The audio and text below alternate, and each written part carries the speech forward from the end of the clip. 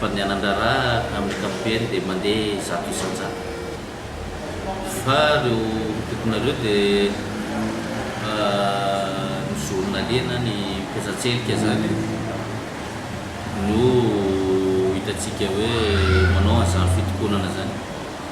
Izy io moa misy lafiny maro be ao ambadika an'io fitokonana io fa tsy hoe fitakiana karama, satria raha fitakiana karama efa nanao ny adidy sy andraikitra ny ben'ny tanàna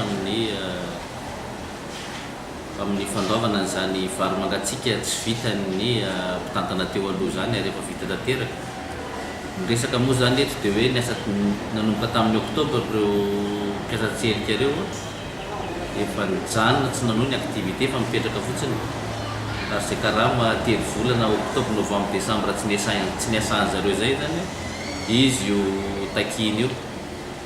Ary raha tsika malala fa tsy ny commune urbaine ny Toamasina rery ihany no manana olana ara-karama zany, fa misy ny commune sasany manana 8 volana, 10 volana herintaona ary ny sasany.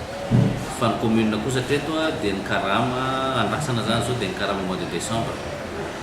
C'est zany zao ny karama andrasana io zany efa voatery ny conseil municipal ny budget dia fivoaka io ny vola misy miandry ny contrôle financier fotsiny commune urbaine Toamasina zany dia mamoaka ny karama mois de décembre ny mpiasa raikitra rehetra. Zay zany ny situation en général misy eto amin'ny tampon-tanàna Toamasina.